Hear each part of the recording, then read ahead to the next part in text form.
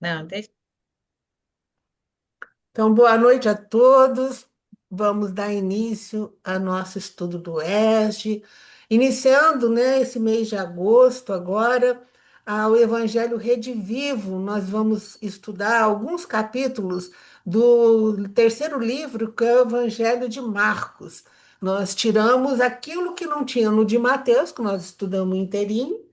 Então, nós vamos ter três reuniões mais ou menos, né?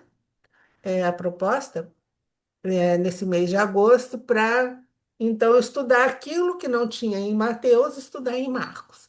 Então, hoje a dupla é a Márcia e a Isabel que vão estar com a gente. Então, Carli, né, vai fazer a parte inicial e a Elisa depois vai fazer a prece.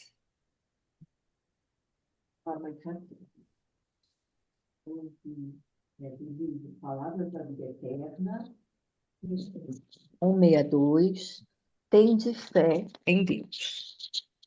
Francisco Cândido Xavier, o Emmanuel. E Jesus respondendo disse-lhes, tende fé em Deus. Marcos, capítulo 11, versículo 22. Basta às vezes as dificuldades na concretização de um projeto elevado se nos afiguram inamomíveis. Começamos por reconhecer-lhes o peso inquietante e estimáveis companheiros acabam por destacar-nos a importância delas, como a dizer-nos que é preciso renunciar ao bem que pretendemos fazer. Tudo, aparentemente, é obstáculo intransponível, mas Deus intervém e uma porta aparece. Há circunstâncias nas quais o problema com que somos defrontados, numa questão construtiva, é julgado insolúvel. Passamos a inquietar-nos e, não raro, especialista no assunto comparece junto de nós, apontando-nos a impraticabilidade da solução. As obscuridades crescem por sombras indevassáveis. Mas Deus interfere e desponta uma luz. Em certas ocasiões, uma pessoa querida, ao perturbar-se de chofre, fornece a impressão de doente irrecuperável. Afligimos-nos ao vê-la assim em desequilíbrio, e quase sempre, observadores amigos comentam a inexequibilidade de qualquer melhoria, introduzindo-nos a alargá-la ao próprio infortúnio. Avoluma-se a prova que lembra angústia inenarrável. Mas Deus determina e surge um remédio. Desculpa. Avoluma-se prova que lembra angústia inerredável. Mas Deus determina e surge um remédio. Ocorrem no mundo as mesmas perplexidades em matéria de saúde, família, realizações. Salientam-se fases de trabalho em que a luta é suposta invencível, com absoluto desânimo daqueles que te rodeiam. Mas Deus providencia e segues tranquilo à frente. Por mais áspera a crise, por maior a consternação, não percas o otimismo e trabalha confiante. Ouçamos todos, nós todos, a indicação de Jesus. Tende fé em Deus. Que assim seja. Bom, meus irmãos, nesse momento, vamos elevar o nosso pensamento ao nosso Pai, a Jesus. Senhor, nesse momento, elevamos nossos pensamentos a Ti e agradecemos essa oportunidade de estarmos reunidos em Teu nome. Abençoa, Senhor, cada lar que aqui está presente, todos que se encontram encarnados e desencarnados. Que os nossos amigos espirituais nos amparem, nos inspirem, que abra os nossos corações para que nós possamos compreender os ensinamentos do seu Evangelho e que possamos colocá-los em prática em nossa vida. Que nossas palavras sejam de amor, nossas atitudes de caridade e os nossos pensamentos sejam de paz. Pedimos, Senhor, que essa reunião seja um momento de aprendizado, renovação, fraternidade, permitindo que cada um de nós saia daqui um pouco melhor do que nós chegamos. Fica conosco, Jesus, hoje e sempre. Que assim seja. Então, obrigado, Carlinhos, obrigada, Elisa. E agora é com você, Márcia e Isabel. Ei, boa noite, gente.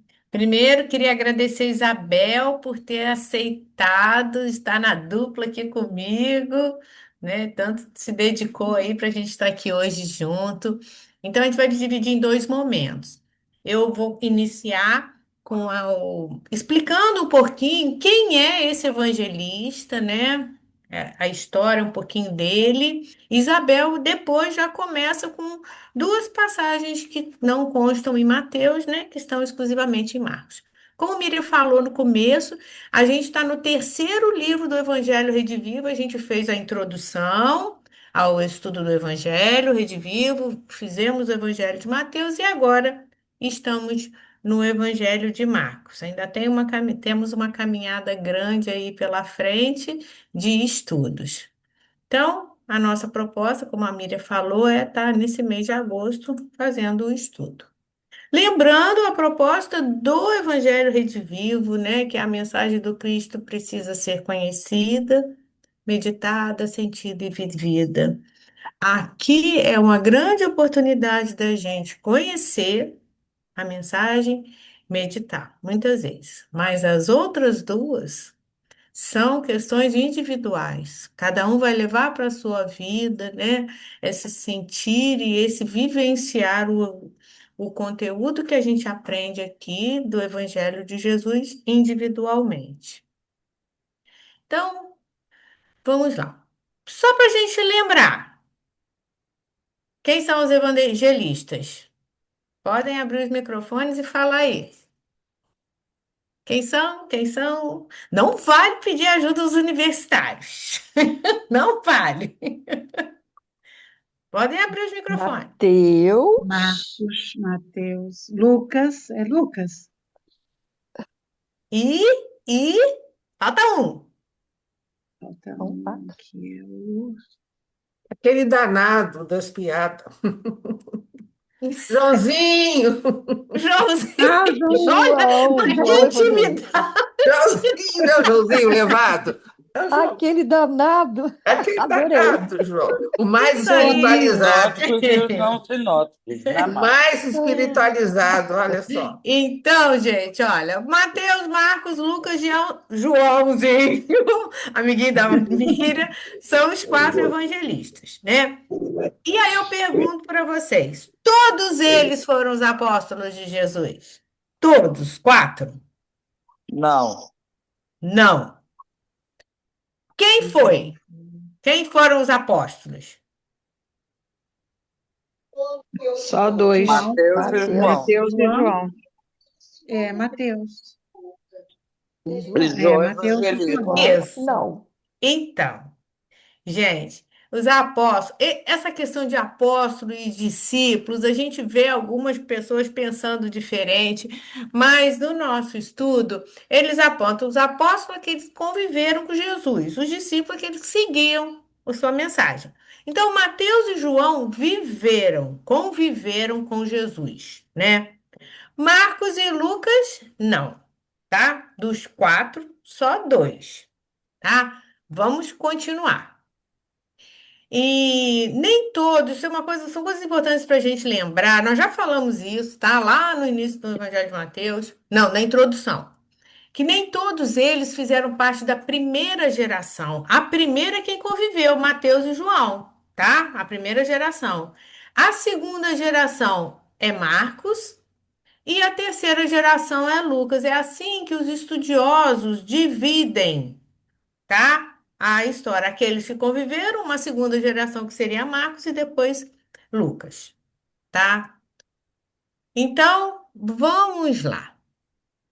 Hoje, o dia da gente falar sobre Marcos, ou então João Marcos, como ele também é chamado, né? E vamos lembrar também que o Novo Testamento, ele tem 27 livros, gente.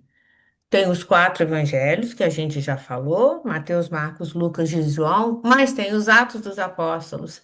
Tem todas as cartas de Paulo, as epístolas de Paulo, as epístolas de Tiago, de Pedro, de João, de Judas Tadeu e o Apocalipse de João. Tudo isso aí forma o Novo Testamento. E não só os quatro evangelhos, que a maioria de nós acha que é só, não é, tá? O Novo Testamento é composto de 27 livros, tá? Então vamos lá. O Evangelho segundo Marcos é o segundo texto que compõe esse conjunto de 27 escritos que eu falei, dos livros que formam o Novo Testamento, tá? Ele tem algumas características diferentes, interessantes, até circunstâncias que cercaram o surgimento desse evangelho, tem coisas bastante interessantes, tá? Lembrando, o que são os evangelhos, né? Eles são biografias de Jesus contado de uma perspectiva um pouco diferente, tá? Marcos tem uma característica, Mateus e Lucas um pouquinho parecidos, João completamente diferente, tá? Então, mas todos eles são biografias de Jesus, tá? Quase todos os estudiosos da atualidade consideram que a compilação desse evangelho, do de Marcos, é a mais antiga. Mesmo sendo considerado o mais antigo, ele é, com certeza, oriundo, né, herdeiro de fontes orais e ou escritas, que foram integradas no texto que chegou até hoje. Então, quase todos os estudiosos entendem que ele é o mais antigo, tá? Ele é o menor dos evangelhos. Gente, ele contém 678 versículos, são 16 capítulos. E Marcos, para a gente ter uma ideia, Mateus tem 28 capítulos, ele só tem 16. Marcos, tá? E quase toda, totalidade de passagem do evangelho de Marcos está contida nos outros sinóticos. Nos outros dois sinóticos. Pergunta do Enem. O que são evangelhos sinóticos? Quais são os evangelhos sinóticos? São esses quatro aprovados pela Igreja Católica. Alguém mais tem alguma? No concílio, no primeiro concílio, no imperador Constantino. Peraí, E Solange, que não é bem esse o caminho, não. Peraí. Alguém mais pensa diferente? Vamos lá. O que são os evangelhos sinóticos? Primeira coisa que a gente tem que ver, né? É aqueles que são semelhantes. Então, tem três dos quatro que são sinóticos, são semelhantes. Qual que vocês acham, pelo que a gente já falou aí, até da amizade da Miriam com o Joãozinho, É o quais único que é seriam os sinóticos? diferente. O Joãozinho era diferente, O mais Joãozinho era evoluído, mais diferente. espiritualizado. Isso aí. Então, Solange, eu só pedi para você, para interromper, porque o caminho não era aquele, para que a gente não confunda, tá? Você me desculpe até. não, tranquilo. Tá? Então, gente, os evangelhos sinóticos são considerados sinóticos, Mateus, Marcos e Lucas. Por que isso? Porque eles têm um ponto de vista comum, diferente do evangelho de João. Eles consideram a vida, os ensinamentos e de Jesus sobre um olhar muito parecido, é um contraste com o evangelho de João, que apresenta Jesus de uma outra forma, tá? Mateus, Marcos e Lucas, semelhantes. Eles, esses evangelhos, os três, eles reconstituem e registram a vida de Jesus na Galiléia. João registra quase que inteiramente o que Jesus disse e fez em Jerusalém. Fora que, como a Miriam disse, O Evangelho de João é o evangelho mais espiritualizado. A gente, quando tiver a oportunidade de estudar, a gente vai ver, né, que é muito diferente. Quando a gente diz que eles têm mais ou menos a mesma estrutura básica, o que que é? A genealogia, o nascimento de Jesus, a infância de Jesus, a pregação de João Batista, a missão de Jesus na Galiléia. O livro deles é dividido assim: a missão de Jesus na Judéia e Jerusalém, paixão, morte e ressurreição. Os três, basicamente, utilizam essa estrutura básica. João não, não tem. Por isso eles são chamados de sinóticos. Tá bom, gente?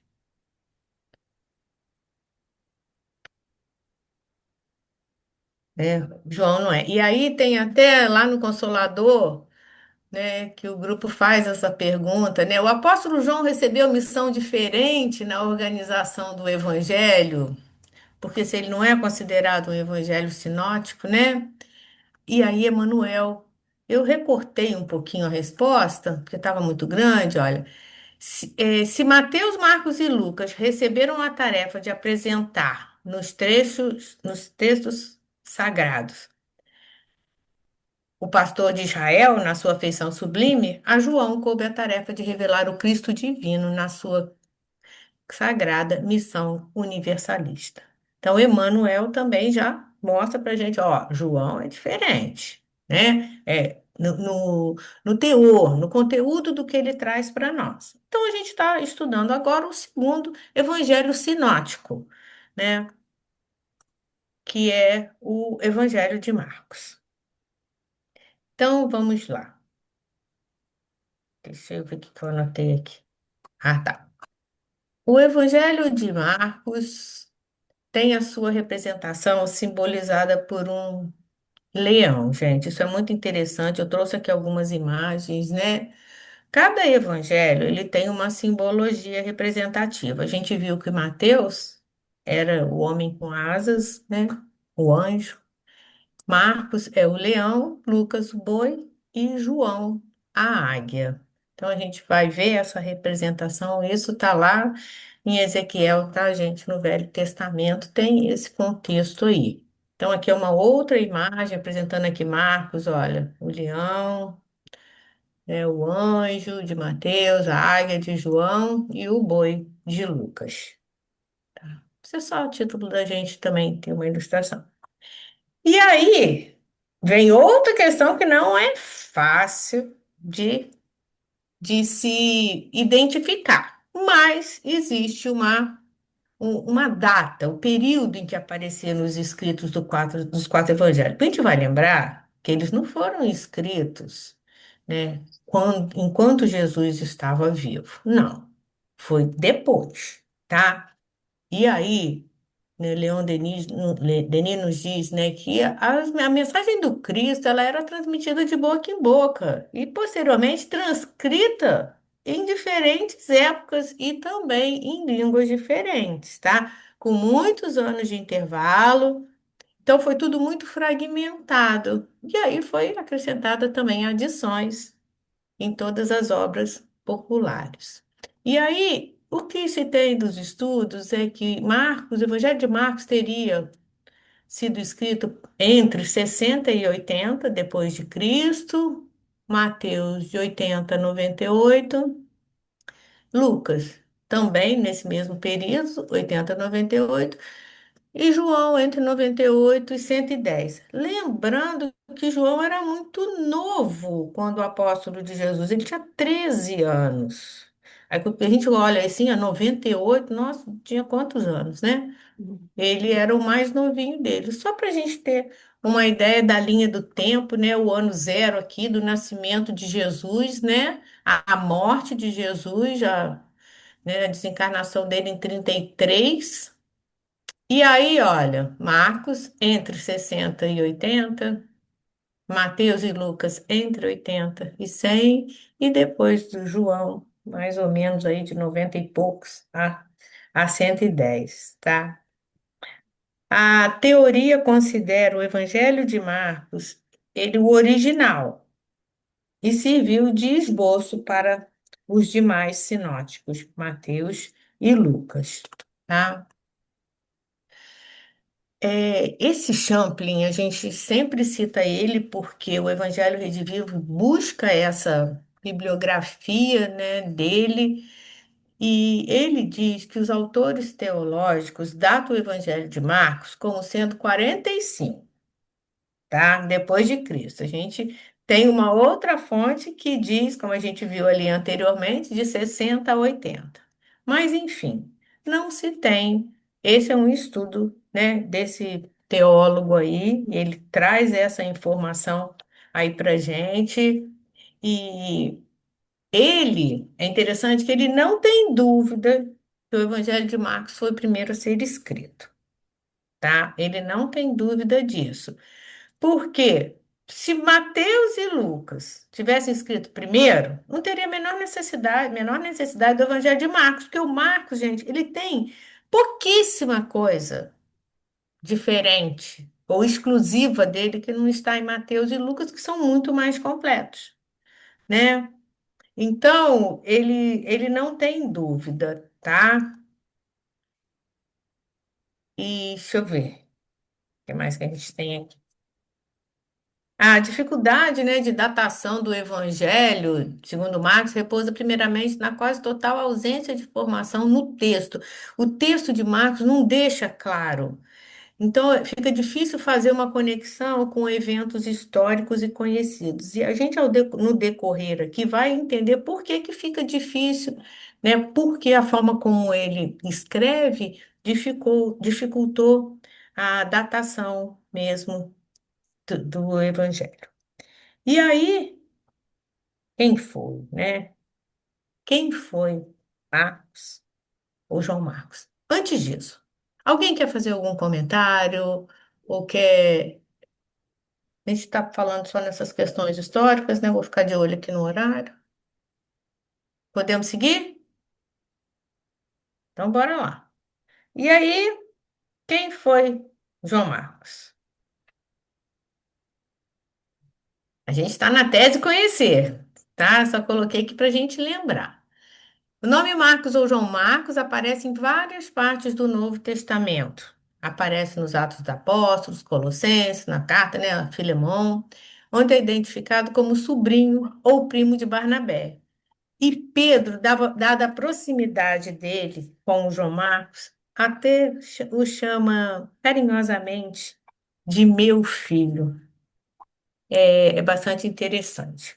E a gente vê, provavelmente, que ele tenha nascido em Jerusalém, tá? Não se sabe quem foi seu pai. Sabe-se que a sua mãe era a Maria Marcos e irmã de Barnabé. E eles eram da ilha de Chipre, tá? E Então, segundo Paulo Estevam, ela era viúva, né? isso, a gente vai contar um pouquinho da história, né? Porque lá, né, Solange fala bem sobre a história de Marcos. Então, gente, ele nasceu por ali, né? Se sabe muito pouco, tá? Algumas pessoas, até nos estudos desses teólogos, né, comentam que ele pode ser um jovem que se salvou da prisão numa fuga quando Jesus estava sendo preso lá no jardim do Getsemane, e que tenha sido ele, Marcos, que ele estava ali por perto e ele quase foi apanhado, mas conseguiu fugir e deixou as vestes dele, que era uma espécie de um pano que ele estava embrulhado, ele acaba ficando nu. E tem essa passagem também que a gente vai ter a oportunidade de estar falando aqui, tá? E as mais antigas tradições das primeiras comunidades cristãs apontam Marcos como sendo companheiro mesmo de Pedro, tá? Por isso que a gente falou que Pedro chamava de meu filho, né? Ele teria escrito o que tinha ouvido e o que ele aprendeu com Pedro, né? De acordo com alguns estudos. Eles tinham um estreito relacionamento, os dois.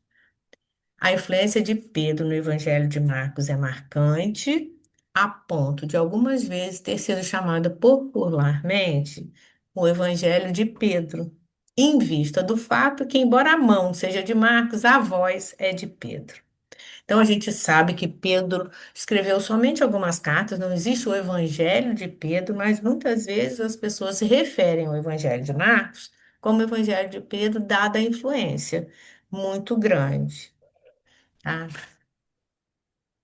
Lembra que eu comentei com vocês que a estrutura básica dos evangelhos sinóticos começava na genealogia de Jesus, né? Que a descendência.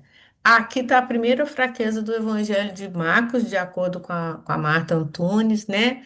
Que Marcos não tem ensinamento da genealogia de Jesus, né? Ele trata especificamente, essencialmente, da descrição das curas, dos milagres que Jesus fez. Então, eles consideram também, os estudiosos, que isso pode ser uma fraqueza do Evangelho de Marcos, que não fala, né, da genealogia de Jesus. O traço fundamental, né, que é o que eu acabei de falar, a questão não tinha nada referente à infância de Jesus, tá? E a gente vê que Mateus, pelo menos do que a gente já estudou, preenche essa lacuna, que Mateus fala sobre o assunto, e Lucas também vai falar, tá? Né? Marcos não fez parte dos 12, né? Como a gente viu, e, portanto, teria que necessariamente colher informações em fontes que não a sua própria convivência com Jesus. A gente viu que ele teve influência grande de Pedro, né? Eu anotei alguma coisa aqui, é isso mesmo. E aí a gente pensa, né, gente? Poxa, se ele foi o primeiro que foi escrito, por que que na sequência do Novo Testamento Mateus está primeiro e não Marcos? Por que que vocês acham? Se ele serviu de base para Mateus e Lucas, por que que ele não é o primeiro? Se alguém sabe, vou dizer para vocês que o Mateus escreveu para o judeu. Ele era judeu, escreveu para os judeus, entendeu? Então, quando foi feito um desses concílios, determinou-se que o Evangelho de Mateus viria primeiro, antes do de Marcos, tá? Ele era um judeu escrevendo para judeus. Então, vamos lá. Marcos, então, não fala nada da de Jesus, né, da infância de Jesus, e ele não foi escrito, composto para um público familiarizado com a cultura judaica, sendo quase certo que seus destinatários eram principalmente gentios recém-convertidos ao cristianismo. Quem era esse povo gentio? Quem eram gentios? Quem lembra? Os não-judeus, né? Exatamente. Então, é a isso aí que eu acabei de comentar. Mateus escreveu para os judeus. João Marcos, não. Né? O Fulbro não tinha. Então, a gente vê em algumas passagens que ele vem explicando alguns hábitos judaicos que para um judeu não haveria necessidade, é o que Mateus não faz. Né? Então, os estudiosos, né, entendem que o público era mais os gentios mesmo, esse Até recém. pela história, ele sai com Barnabé É, e pois é. João é, Paulo por um lado e Barnabé com outro para Vamos outro, chegar lá. Aguenta aí. fazendo as comunidades. E Isso aí. essas comunidades eram de gentios, a E, maior gente, parte. isso, a maior parte. O objetivo de Paulo era esse, né, Solange? Verdade. Então, gente, eu achei interessante que o Evangelho Redivivo diz assim: o texto de João Marcos começa com o batismo de João, do João o Batista, né, Miriam? E prossegue num ritmo quase que frenético, né? Frenético no sentido assim, ele relata viagem, cura, milagre, né? Até a crucificação. Embora é muito sucinto na questão da ressurreição e das ações do Jesus ressuscitado. Então, gente, o enfoque de Marcos, cura, milagre, ele faz o texto dele todo em cima disso. Poucos ensinamentos e muito mais ação. É o que a gente vê no Evangelho de Marcos.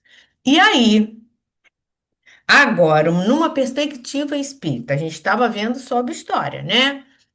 Tudo que a gente falou aí, pesquisa histórica. Como o Solange comentou, no livro Paulo Estevam, lá no capítulo 4 da segunda parte, gente, Emmanuel traz para nós a história de Marcos, né? Ele diz que realmente o João Marcos é o autor do segundo evangelho, né? E ele acrescenta, ele confirma que ele era residente em Jerusalém, filha de Maria Marcos, né, uma mulher que tinha recursos financeiros bem interessantes, né, bem significativos, e ela era irmã de Barnabé. Barnabé, companheiro de Paulo de Tarso. Então, olha a história aí se fechando. Vamos lembrar. Eles eram de Jerusalém, João Marcos, filho de Maria Marcos, e irmão do Barnabé, que era companheiro de Paulo de Tarso, tá? E Marcos, ali no Paulo Estevam, Emmanuel diz que ele provavelmente não conheceu Jesus, porque ele era muito novo, tá? Que não deve ter conhecido, ele não, se é que o conheceu pessoalmente. Então, assim, né? E aí, o que Emmanuel faz? Ele nos conta a história de João Marcos nas viagens de Paulo, né? Quando Barnabé, deixa eu só tirar um negócio aqui da frente. Quando Barnabé e Paulo retornam para Jerusalém, eles encontram ali uma situação, né, que não agradou muito, porque eles veem o aumento do judaísmo na casa do caminho. E aquilo estava provocando mudanças significativas na mensagem do Cristo, porque estavam, a gente vê isso, né, muito claro em Tiago. E estava, de alguma forma, aquele clima de fraternidade, de fidelidade ao Gélio, já não era mais o mais importante, a ponto de Tiago, né, que estava substituindo Pedro ali na casa do caminho, que Pedro estava numa viagem, ele não acolheu o Paulo e Barnabé ali na casa do caminho, os missionários. E aí eles vão procurar abrigo na casa de Maria Marcos. Barnabé fala para Paulo, né? Vamos para a casa da minha irmã. E lá, Maria, né, expressa o desejo de que João Marcos acompanhasse os dois, Barnabé e Paulo, para a viagem que eles iriam fazer para Antioquia. E aí, Emanuel relata que Maria Marcos estava muito entusiasmada, né? E o João Marcos não estava muito interessado, mas ele acabou ali se envolvendo naquilo tudo, ele era novo. Aí Paulo conversa com ele, fala, ó, precisa de sacrifício, tá? Não vai ser facilidade, não. Nós vamos passar por momentos difíceis, mas por uma boa causa. Mas ele resolve, convicto, e a mãe também querendo que ele fosse, Marcos então acompanha Paulo e Barnabé na viagem. Nesse caminho aí, né, de Jerusalém para Antioquia, Paulo começa a conversar com Barnabé que como é que estava a situação lá em Jerusalém, né? A questão da influência judaica. Então, achava que devia divulgar a boa nova para os gentios, para aqueles que não eram judeus, né? E aí Barnabé fala, beleza. Eles comunicam ao Marcos o que eles tinham decidido, né? E aí, eles sabiam que não seria fácil, mas e aí eles vão embora para Antioquia. E ali eles partem aí eles expõem lá em Antioquia. Eu estou resumindo, tá, gente? Eles partem para a ilha de Chipre e lá eles começam a divulgar na ilha de Chipre a Boa Nova. E um evento aqui, né? A Boa Nova para os gentios, né? Aqui acontece um evento interessante, porque é, Paulo e Barnabé vão socorrer o procônsul Sérgio Paulo de uma doença. Vão lá dar um apoio, né, fazer orações. E Sérgio Paulo fica muito agradecido da cooperação daqueles missionários e oferece recursos para ser construída, né, a comunidade dos seguidores lá na ilha de Chipre. E Emmanuel diz que seria a terceira edificação que Paulo teria construído, né? Destinada para esse fim, com o trabalho de Paulo. E em reconhecimento a essa doação que Sérgio Paulo fez, Paulo então, Saulo, né, na época então ainda adota a grafia romana do seu nome, passando a se chamar Paulo. Foi a partir daí, de gratidão, né, ao procônsul, e ele adota a grafia romana, tá? E aí eles partem, bora lá, para Panfilha. Mas João Marcos já estava resmunguento, estava com churumelas, lembram? Já estava resmunguento, né? Porque tinha muito trabalho. E aí, naquele momento aí, ele ainda ficou mais desconfortável porque ele foi corresponsável pelo alimento. E aí, quando Paulo e Barnabé falam que da Panfilha eles iriam para Antioquia, ele falou assim: tô fora, não quero mais, não vou seguir mais, vou voltar para Jerusalém. E ele retorna e Paulo e Barnabé seguem a viagem. Aqui, de acordo com Emmanuel, ele diz assim: João Marcos fracassara na sua primeira tentativa de seguir o Evangelho. Ali foi a primeira. E Paulo falou para ele na despedida, né? Para ele se manter em atividade, porque muitos fracassam quando cedem espaço ao descanso indevido e à invigilância. Paulo alerta ele a esse respeito. E aí, ele retorna para Jerusalém, Paulo e Barnabé continuam as viagens dele, né? E tempos depois, Barnabé tenta trazê-lo novamente, João Marcos, para o convívio deles ali, mas Paulo não concordou, né? Numa nova missão, falou, achando que ele realmente não ia dar conta, né? Acabou que Paulo e Barnabé também se separam. Barnabé vai para Chipre, João Marcos também sai de Jerusalém, vai para Chipre e Paulo segue o caminho, né? No final da vida, Paulo já lá em Roma, né? E João Marcos também mais velho, amadurecido, né?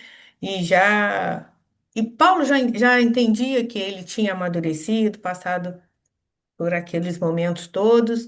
Ele pede a João Marcos que, né, numa carta que ele escreve a Timóteo, que João Marcos vá para Roma para auxiliá-los no trabalho da Boa Nova, né? Que ele tinha mudado. Então, gente, essa é a história, né, que Emmanuel conta no livro Paulo e Estevão, sobre esse evangelista que a gente vai começar a estudar aqui, tá? Ele acompanhou, depois esteve com Pedro, né, em Jerusalém, ficou esse tempo, aprendeu bastante coisa. E mais do que qualquer outro texto, o Jesus que Marcos revela é alguém que age no mundo, que o transforma, através de ações sobre indivíduos, grupos e coletividades. Então, mais do que qualquer um, é o evangelho de ação, como é conhecido. O Jesus que salva é aquele que cura e, portanto, espera um despertar para as realidades espirituais que cercam a criatura humana. Então, gente. A gente vai ver essa diferença, né, no Evangelho. Por isso, nós resolvemos não fazer o estudo versículos a versículo, porque tudo nós já vimos em Mateus, né?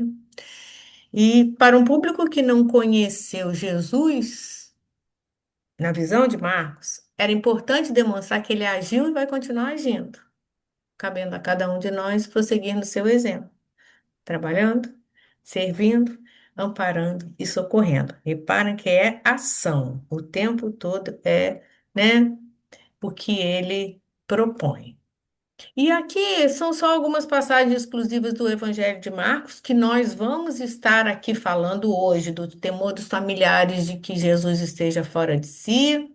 Vamos falar também, não hoje, né? No restante dos dias, a parábola da semente que cresce por si mesma, a cura do surdo-mudo na Decápolis, o cego de Betsaida é só em Marcos, ela é exclusiva de Marcos. A exortação à vigilância dos servos, o relato do jovem que fugiu nu, foi o que eu comentei, e os controversos sinais da fé. São poucos, poucos mesmo.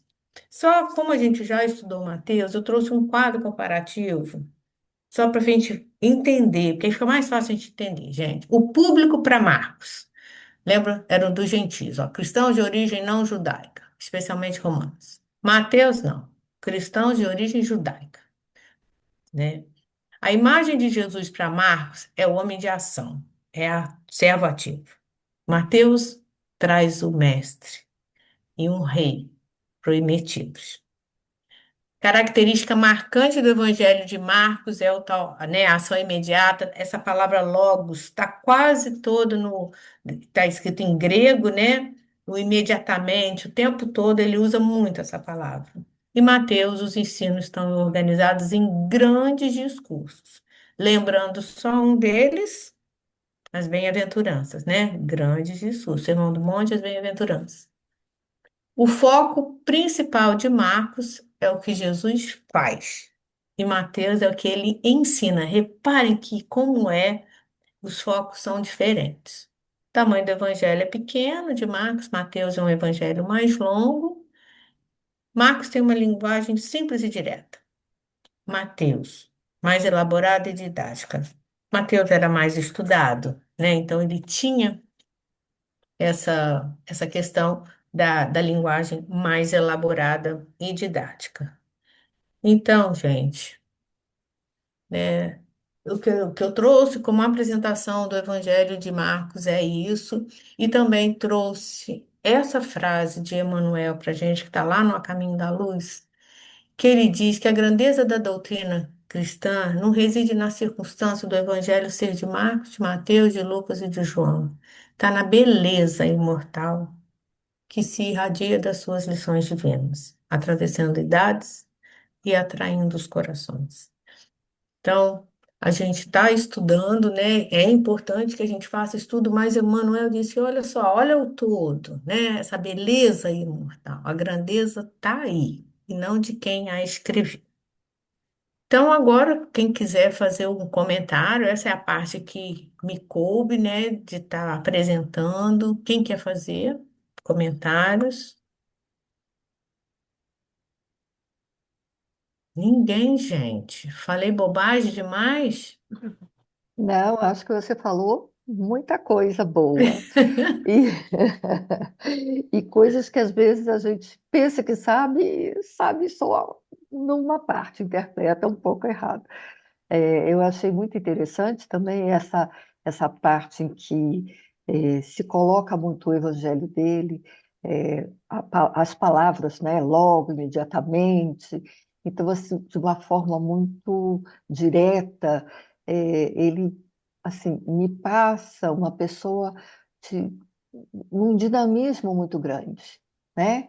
E jovem, muito jovem. Tô Então, jovem. todo jovem tem essa inexperiência, digamos, com relação ao tempo, que é tudo para ontem, né? Isso. Então, eu acho que esse olhar dele, e aí depois os outros, já mais amadurecidos, a partir do evangelho dele, É. tiveram também mais oportunidade de refletir, de ter um olhar, digamos assim, a primeira vez, tudo que a gente vai fazer é a primeira vez sem experiência. Quando a gente coloca uma segunda, uma terceira, a gente vai aprimorando. Então, os outros, eu acho, é a minha visão, né? Acabaram ampliando mais esse olhar, amadureceram mais. Mas eu acho Incluindo os assim, ensinos, né? Os ensinos de Jesus, e não isso, só nas ações, isso, porque aí o né? foco já vai para Sim, outros valores, né? Que é o que ele, quanto jovem, tinha muito esse ímpeto, né? E já Sim, os outros já tinham um outro olhar, um amadurecimento com relação a tudo que Jesus veio fazer. Eu acho muito é. interessante a gente E, conhecer um pouquinho a sim, dessa história, história, né? biografia mesmo de cada um Sim. deles. E Muito bom. isso, essa característica que fez com que os estudiosos não tem mais dúvida de que ele foi o primeiro evangelho a ser escrito. Independente de ter sido de 45, de 60, mas foi o primeiro. Porque os outros são muito mais completos. Porque senão não teria a menor necessidade de incluir ele. Porque os outros já contêm ele. Porque eu acho que é um É, percentual, acho que de 6%, se eu não me engano, gente, só do que não tem nos outros que tem em Marcos. 6% é muito pouco, né? e outra coisa, né? O jovem, ele tem muito mais atração pela fenomenologia do que propriamente pelos estudos psicológicos, pela parte moral da história e tudo mais. Isso ele vai aprendendo conforme a É, maturidade vai atingindo. Vai atingindo e aí ele vai começando a perceber a importância, né? sim, com certeza. Então, gente, agora, alguém mais quer fazer alguma coisa? Fiquem à vontade. A Isabel vai trazer para nós o primeiro versículo que só está em Marcos, né? Que não está em Mateus. A gente não viu em Mateus. Isabel, a palavra é sua. Juro que eu vou ficar quietinha, prometo. Mas eu conto com a sua participação, que você possa me ajudar, né? Que eu não tenho essa desenvoltura que você tem, né? Mas então, vamos começar, né? Falando sobre as providências, da família de Jesus. Nós vamos encontrar em Marcos, tema 3, versículo 20 e 21. Então, ele tem lá. Isabel, é o Oi, capítulo 3, tá? Capítulo capítulo 3. 3. Isso. Ah, tá, ok. Capítulo 3. Ok, obrigada, Márcia. Então, ele tem aí, voltou para casa e, de novo, a multidão se apinhou, de tal modo que eles não podiam se alinhar. Está no versículo 20 isso, né? Então, o que que eles queriam? O que que ele queria trazer para nós através disso, né? Então, eu pesquisando, eu achei que o fato de a multidão imediatamente se reunir, né, se reunir ao redor dele, e a notícia de que ele havia retornado estava se espalhando rapidamente. Aumentou suas preocupações, ou seja, da família, né? Aumentou essa preocupação. A família de Jesus, alarmada, tenta detê-lo, achando que ele estava fora de si. Jesus nos mostra aí a incompreensão humana. E a família, através disso, nos passa um excesso de zelo. Então, Jesus e os discípulos dedicaram-se tanto ao ensino que não tinham tempo nem para se alimentar, pois a multidão os cercava. Tinham muita fome espiritual, essa multidão. Queriam tocar em Jesus, buscar a cura de doenças e a libertação de espíritos imundos. Fome da palavra também. Eles tinham sede da autoridade com que Jesus ensinava. Através da sua mansidão, algo que não encontravam nos mestres da lei. O cenário era de imensa exaustão. Aí vamos para o segundo, para o 21. E quando os seus tomaram conhecimento disso, saíram para detê-lo, porque diziam: enlouqueceu. Então, nós temos aí a reação familiar.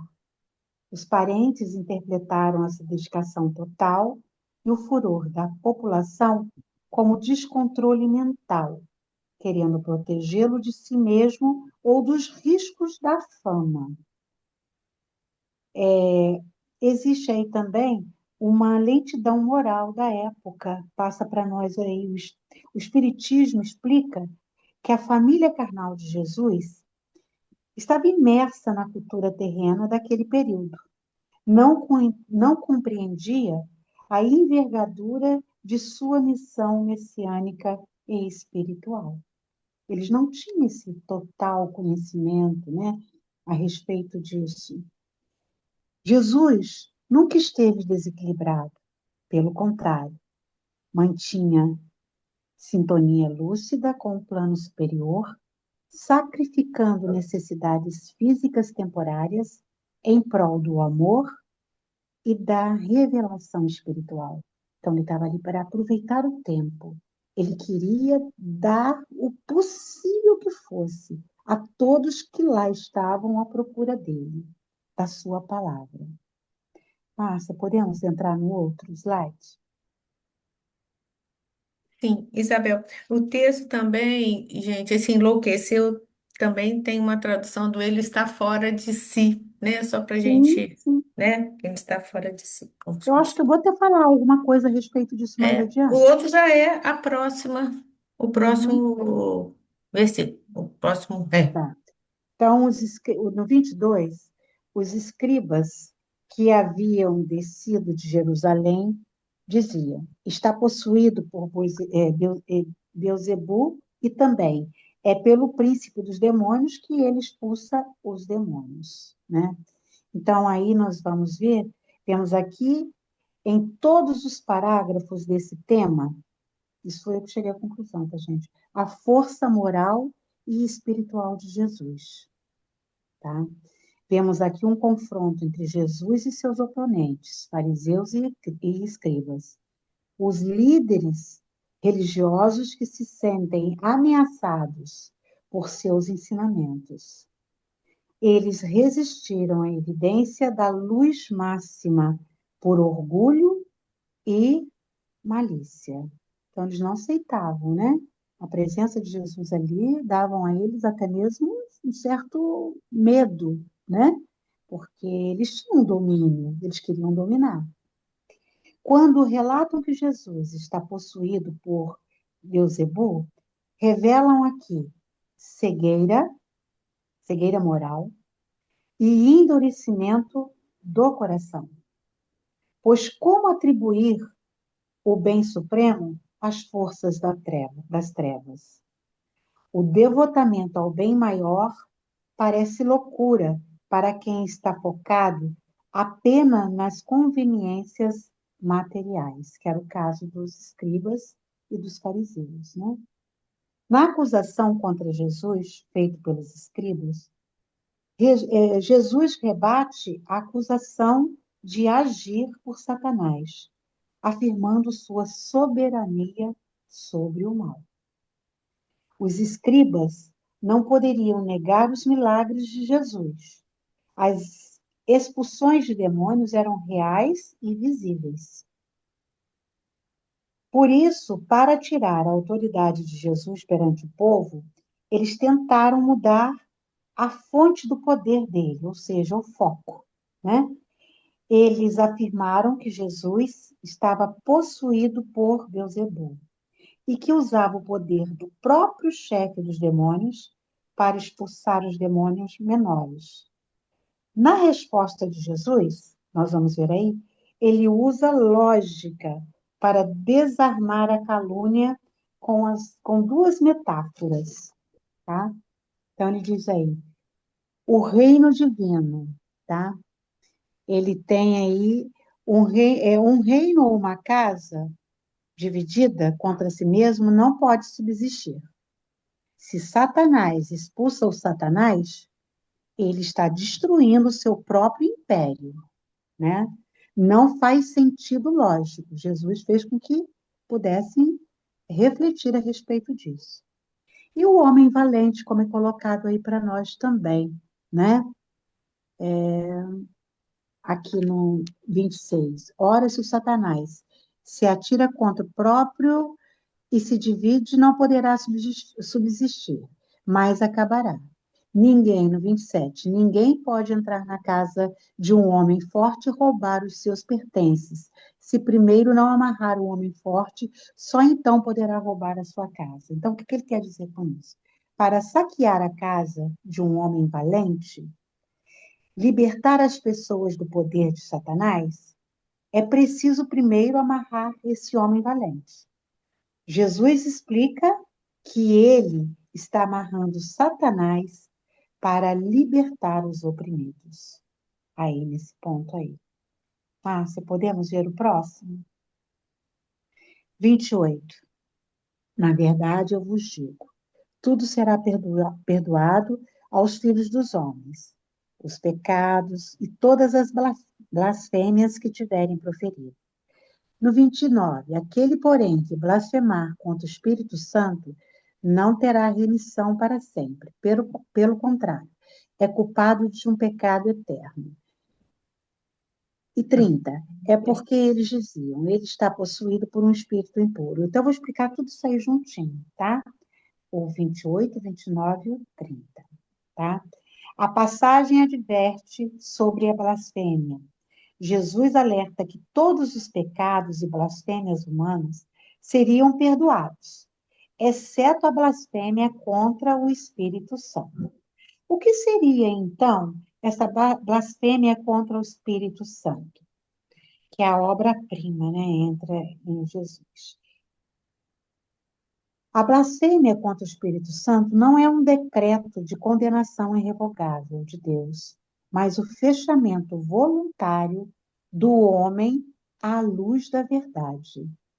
O Espírito Santo simboliza a consciência da lei divina. Rejeitá-la conscientemente retarda a evolução, exigindo tempo e dor até o arrependimento. Então, para a gente refletir, né?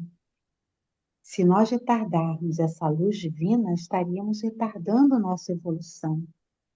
Então, para o Espiritismo, não existem penas eternas ou pecados sem perdão definitivo, pois a justiça de Deus é infinita e dá a cada espírito novas oportunidades através da reencarnação.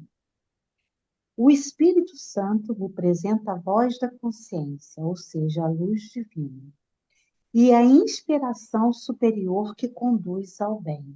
Todos nós fomos criados com essa consciência da busca do bem. Nós somos o bem, né? Somos filhos de Deus. O Criador não poderia criar de outra forma. Então, nós temos aí a lei do progresso, né? Todo espírito é criado para a perfeição e um dia alcançará a evolução. Como ser perdoado pela blasfêmia contra o Espírito Santo? A partir do momento em que essa pessoa reconhece seu pecado, aceita o perdão. E a misericórdia de Deus, passando pelo sacramento da confissão, ela é perdoada. Depois do perdão, não está mais em situação de pecado. Tá? Querem colocar alguma coisa? Ficou incompleto? Querem completar? Márcia? Oi, peraí. Isabel, eu acho que os slides seguintes também vamos, né, dar Então umas vamos. esclarecidas, né? Uhum. Vamos lá. Eu cheguei a uma conclusão disso daí, eu não sei se eu estou certa, né? Que eu até estava conversando a partir da minha irmã, eu fiz uma coisa aqui, a respeito desses slides que nós falamos. A palavra de Deus, ela resume na criação do universo, dos espíritos imperfeitos, perfeitos, missionários, santificados, todos os espíritos, né? De toda a magnitude. Ninguém é soberano a ele, ou seja, ao nosso Pai, ao nosso Criador. Não justifiquemos o mal com as atitudes de um espírito à procura de si mesmo, com atitudes não dignas. Então, essa é uma conclusão que eu cheguei, tá? Agora nós temos aí Beelzebul. Beelzebul era uma divindade maléfica que supostamente possuía muitos poderes e era adorado pelos fenícios. Então, aí nós temos aqui entidade resultante de duas outras entidades conhecidas das mitologias fenícia e cananeia. Então, nós temos aí bem do aramaico, Belzebu, por ter sido interpretado como senhor do esterco. Na visão espírita, a expressão senhor do esterco, um trocadilho linguístico arcaico para o nome Belzebu, é interpretada de forma desmistificada, ou seja, como uma crença falsa, um engano, imoral, desprovida de qualquer sentido mitológico, sobrenatural ou de um rei do inferno, com poderes absolutos. Para o Espiritismo, tá? O termo sintetiza duas grandes realidades do mundo espiritual. Primeira, sintonia com a inferioridade moral. O esterco, a podridão e a sujeira representam o magnetismo denso das paixões inferiores. Orgulho, egoísmo, malícia. O senhor dos estercos nada mais é do que um espírito imperfeito que, por livre arbítrio, escolhe liderar ou habitar colônias espirituais de extrema degradação e sofrimento, ou seja, regiões umbralinas, densas, trevas, devido à sua própria fixação mental, aquilo que se fixa, né? Que a gente já viu através do pensamento, no mal. Figuras como Beelzebub ou Satanás são espíritos que se encontram temporariamente em estado de profunda ignorância e perversidade. No livro Cartilha da Natureza, a espiritualidade lembra que até mesmo o esterco cumpre função soberana nas leis de Deus. Então, diz aqui, Chico Xavier, Casimiro Cunha, o autor espiritual, diz assim, um trechinho dos versos. Em síntese, todo esterco é derrocada ou monturo, que das sombras do passado lança forças ao futuro. Analisando esse quadro, veremos que a podridão vai ser cor, perfume e vida.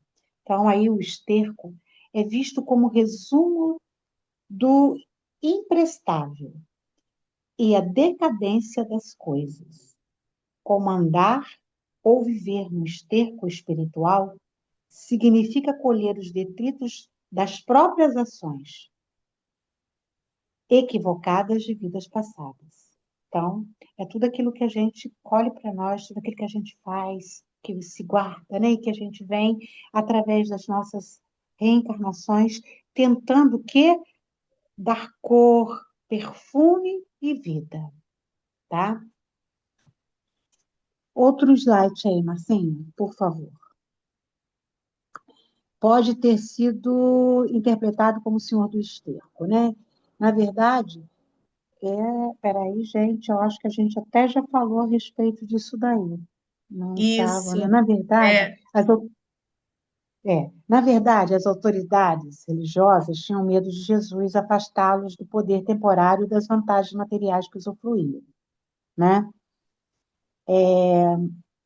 Eu acho que é esse aí, Márcia. É esse aí, tá? Na verdade, as autoridades religiosas tinham medo de Jesus afastá-lo do poder temporário e das vantagens religiosas que usufruíam. Não estavam realmente interessados em compreender a mensagem de amor universal que o mestre Nazareno lhes transmitia, tá? Eu depois vou querer que você volte até atrás, Márcia, porque eu acho que eu tinha pulado. Peraí. Então, aí, não estavam realmente interessados em compreender a mensagem do amor universal que o mestre Nazareno lhes transmitia. Então, ou seja, os escribas de Jerusalém tentam deslegitimá-lo e incriminá-lo como um feiticeiro. Nesse confronto com Jesus, os líderes religiosos se sentiam ameaçados por seus ensinamentos. Ou seja, eles tinham medo, porque Jesus, ele, ele chegava até as multidões através do quê? Da sua simplicidade, através da sua humildade, do seu amor. O povo estava tão carente disso, né? Que enquanto que os outros só cobravam deles, né? Jogavam da maneira que eles queriam, né? Para que eles pudessem ter o comando da situação, porque a verdade era essa. Já Jesus não. Ele buscava, ele falava uma linguagem simples e envolvia todos, trazendo todos até eles através do seu amor infinito. Márcia, o outro slide aí, por favor. Vamos ver isso daí. Nunca houvera antes movimentação humana tão expressiva. As massas esfaimadas de pão, de saúde, de amor, acorriam aos lugares mais distantes ou de difícil acesso a fim de vê-lo, de ouvi-lo e receber das dádivas incomuns da misericórdia. Jesus sintetizava todas as informações escriturísticas anteriores que anunciavam o advento do Messias ao planeta sofrido, aos homens e mulheres ansiosos por paz, por motivos para viver. Não é de estranhar-se que ele sempre estivesse cercado pelas multidões que buscavam aflitas desesperadas. Religiosos e políticos buscaram com ansiedade a fim de encontrarem um meio de silenciar-lhe a voz e anular-lhe a presença. Então, isso aí, nós até já colocamos a respeito disso aí, falando aí anteriormente. Agora, olha só, Isabel, todos só queriam um estar com instantinho. ele.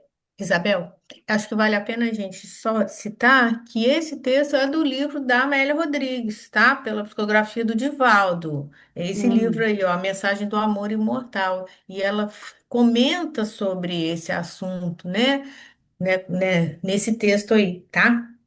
Tá bom. Então, está colocado aí pela nossa amiguinha, né, pela Márcia.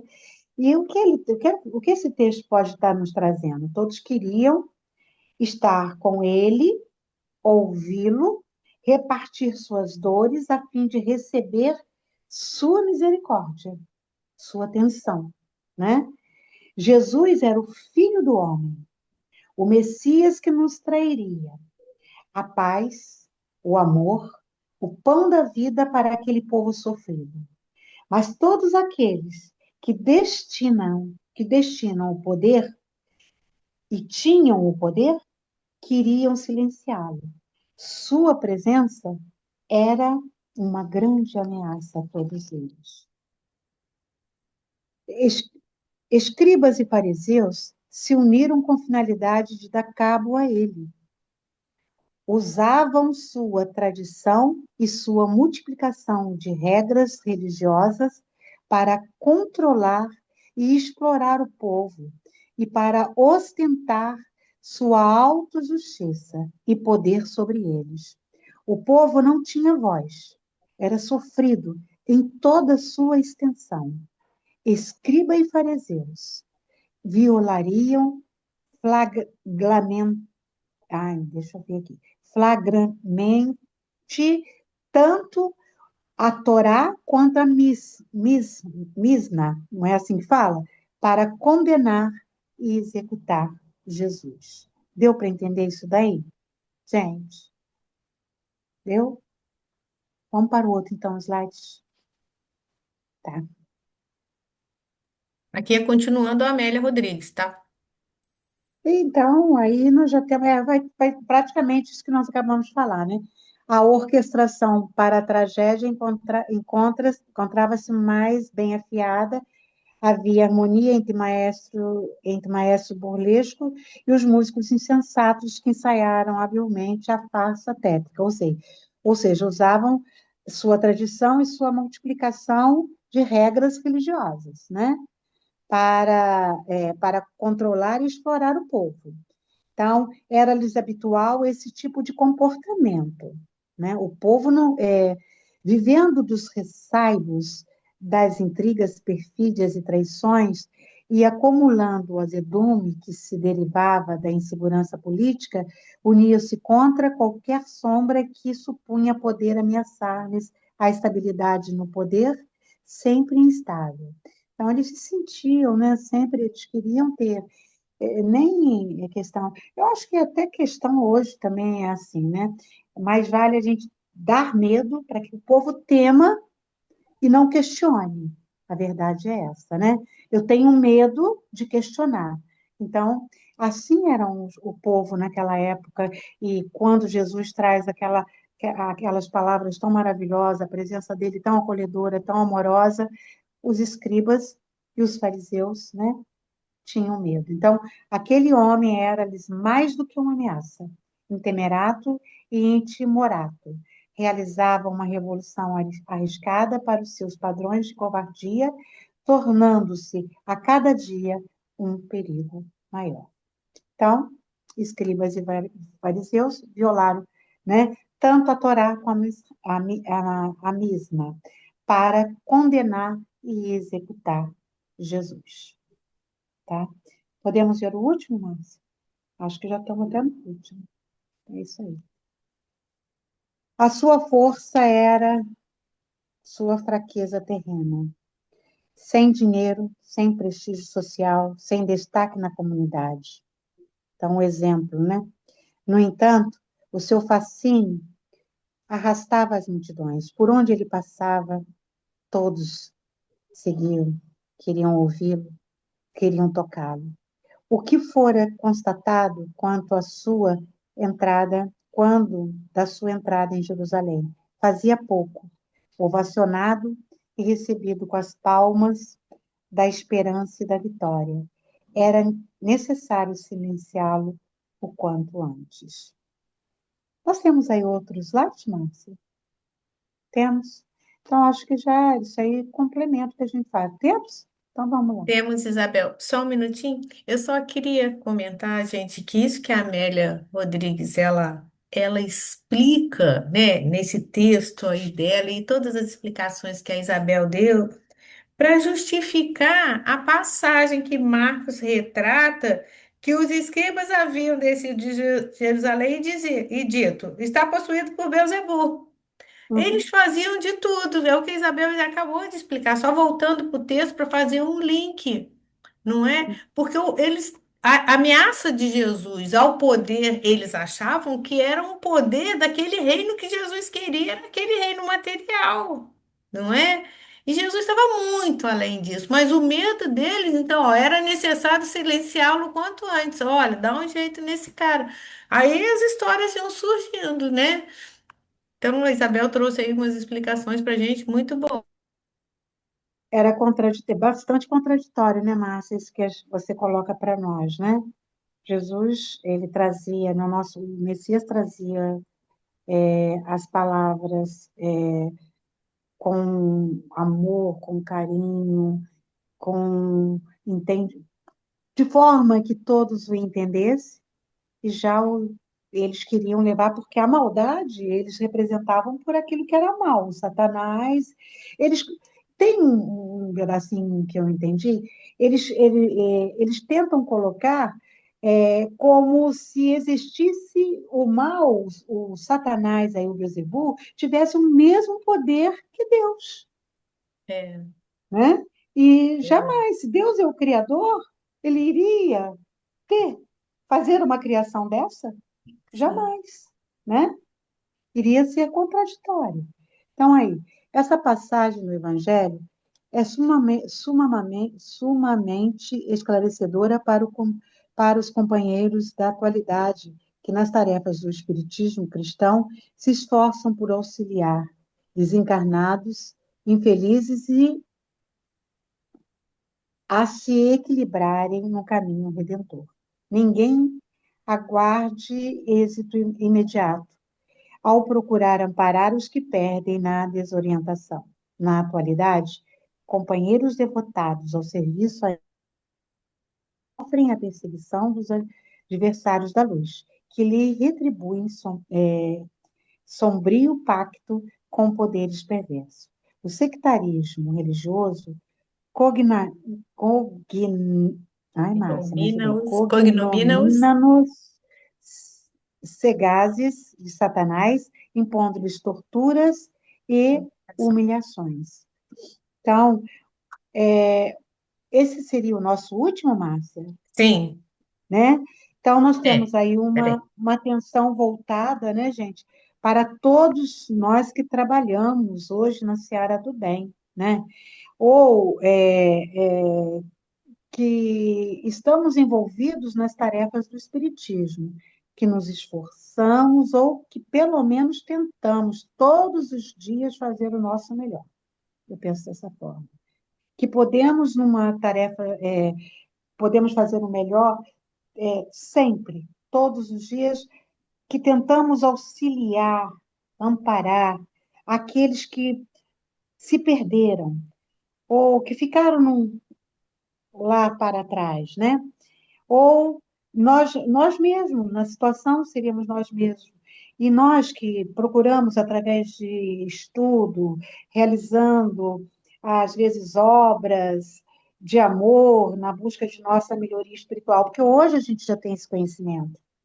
A gente sabe dessa necessidade que a gente tem que crescer, que a gente tem que se melhorar, que a gente tem que ter uma atitude voltada para ações ao bem, né? Que só assim a gente vai estar resgatando tudo aquilo que a gente fez de errado, né? Em questões vistas pela ótica espírita, né? No espiritismo, nós temos uma tríade, né? De perguntas que resume a jornada evolutiva da alma. De onde viemos, o que estamos fazendo aqui e para onde vamos. Se a gente respeitar essa jornada, para que não nos percamos, vamos respeitar essa jornada para que não nos percamos e não sejamos aquele que persegue, como foi feito a Jesus, né? Os escribas, todos aqueles que tinham domínio naquela época, né? Os fariseus.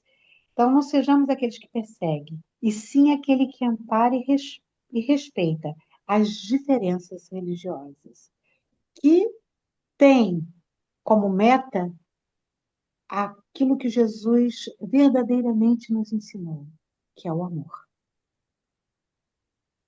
Eu não sei se eu cansei, Márcia. Eu tenho explicado, mas Com certeza, Isabel, você eu não trouxe, sei né, se tanta as pessoas... pesquisa que você fez. E, gente, temos um tempinho aí, façam seus comentários.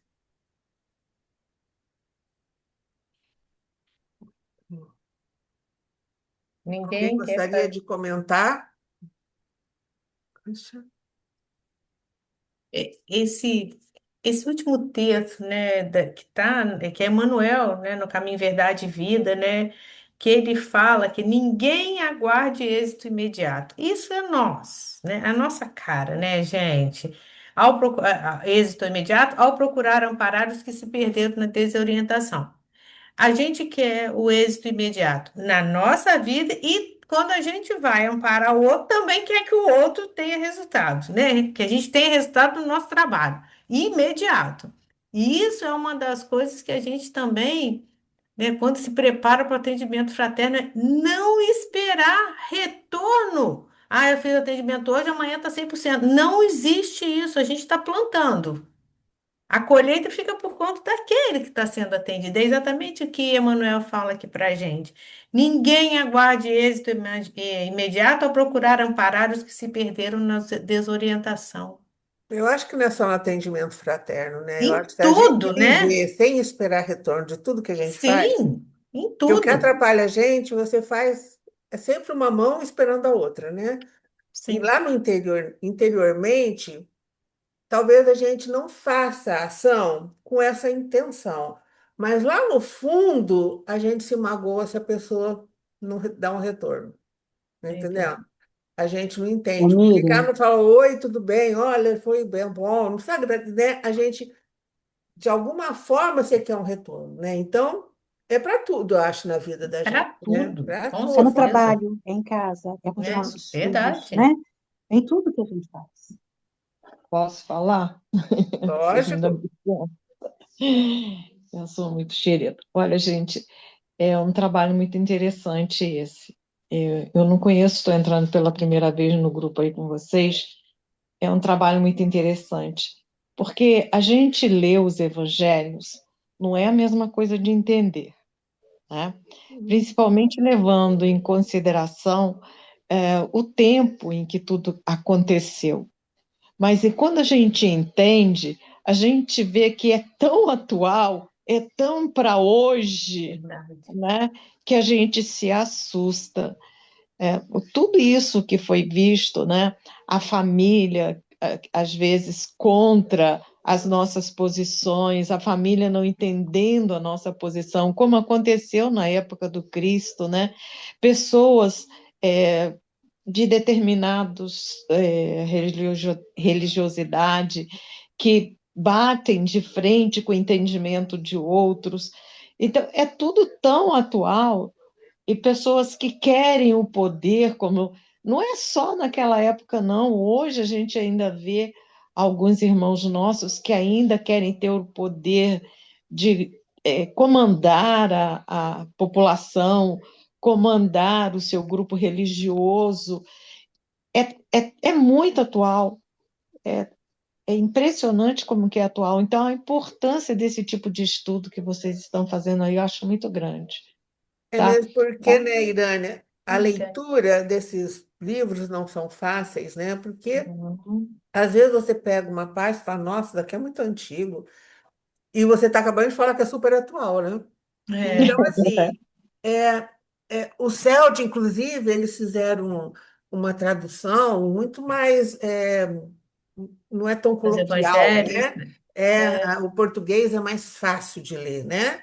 Então, o Haroldo, essa tradução do Haroldo também não é muito. Ele bota também várias referências, né? referências, Históricas.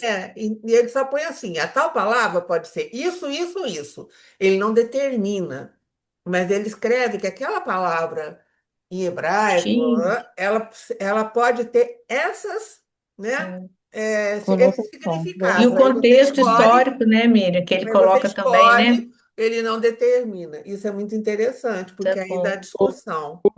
Mas é Hoje, difícil, são livros que são difíceis de ler. Oi, Sim, Alvinho, acho que ele quer falar. hoje cheguei atrasado por causa do trânsito. Tá tá, E desculpado. Nós nem botamos tá. cartão vermelho para você, Alvinho. Tá Você bom, avisou que você estava Alvin. no trânsito, aí eu já estava botando cartão vermelho, eu tirei. Mentira, Alvin, não ia deixar. Olha, eu que estou Ô, dirigindo. ô Irânia, hoje mas é muito bom que você faça esse comentário, porque assim, o estudo do Evangelho particularmente me atrai demais, porque isso que a gente faz, de estudar o versículo, isso a gente não, né, não consegue sozinho, né, se aprofundar nesse tanto. E quando a gente estudou Mateus, cara, quando a gente via cada versículo, né, e a grandiosidade que é o ensinamento do Cristo, e como a gente conhece pouco. Nós conhecemos muito pouco os textos Pouquíssimo, evangélicos, né? pouquíssimo. Então, essa proposta do conhecer e meditar a gente está fazendo aqui. Agora, o sentir e o Uhum. vivenciar é por conta de cada um, né? Exato. Eu acho Oi. assim, aquelas obras de Emmanuel, né? Caminho, Verdade e Vida, Fonte Viva, ela nos auxilia o entendimento do versículo num contexto só do versículo, Isso. não traz todo, né, o O sentido que conteúdo o todo. Aham. capítulo, né, traz. É, Então, é muito importante, eu adoro, amo as colocações de Emmanuel, o entendimento em cada versículo, mas assim, fazer o total do o que link, aquela, né? o link de todos aqueles É. versículos, isso é maravilhoso, isso é muito bom. Parabéns para vocês aí, quando eu puder Nada, entrar, eu Nossa, entro. a isso é muito Federação bom. Espírita que nos propôs, né, essa publicação com tanta gente estudiosa que montou, o professor Celestino, a Marta, né, o Saulo e tanta gente que juntou aí para estar trazendo essas informações para a gente. Muito bom mesmo. Muito bom. Alvinho, diga. Alvinho ainda quer falar alguma coisa? desafia eu vou estar presente. Foi um trânsito semana passada e hoje. Tá Tudo joia. bem. Então, gente, na semana que vem, teremos a dupla Carly e Miriam, que vão estar falando pra gente. Vigiar para não ser surpreendido. Quando eu li, eu achei que era viajar. Viajar não, é vigiar. A prisão de Jesus. Ah, o jovem que fugiu, que foge nu, que eu comentei com vocês no início. E os controversos sinais da fé. A gente vai estar, né, nessas três abordagens aí. Quem quiser ler, depois eu coloco lá no grupo. Acho que eu já até coloquei a programação, mas eu coloco de novo. Para quem quiser ler o texto antes, evangélico, que está no Evangelho Redivivo. Alguém mais gostaria de fazer algum comentário? Ninguém. E mais uma vez, Isabel, muito obrigada por você ter aceitado o convite de estar nessa parceria Eu comigo. quero fazer um comentário. Sim, Maria. Para mim eu achei ótimo, porque eu já tinha, quando eu fui catequista, eu mais ou menos trabalhei em cima desse texto para ensinar para os alunos que estavam se preparando para a crise. E muita coisa para mim foi uma recordação. Achei Olha, ótimo, que né? bom. Muita coisa, foi muito bom. Gostei Muito mesmo. bom. Que bom, Maria. Vocês estão Seja de muito bem. parabéns. Não? Márcia, eu que Sim. agradeço, minha filha, de você ter a coragem de dividir esse espaço comigo. Boa. Isabel, a gente tem que começar assim, senão Tem a que gente não começar. começa. Pois Quando eu É, estiver pronta, eu já posso estar do outro eu lado, não né? entendo, Então Isabel. a gente tem que começar tem que sem estar começar. pronto mesmo, não tem jeito, a gente só se apronta Errando que fazendo. você aprende, né, Preparada, E né? Isso filha? aprende aí, é isso fazendo, aí. Isabel. E é o É, traquejo que vai ensinando a gente a fazer, sabe? E Olha, nem sempre a gente acerta também, né? até hoje, quando alguém me A gente está convida com para casca fazer grossa, algum não estudo, eu aceitei. tremo.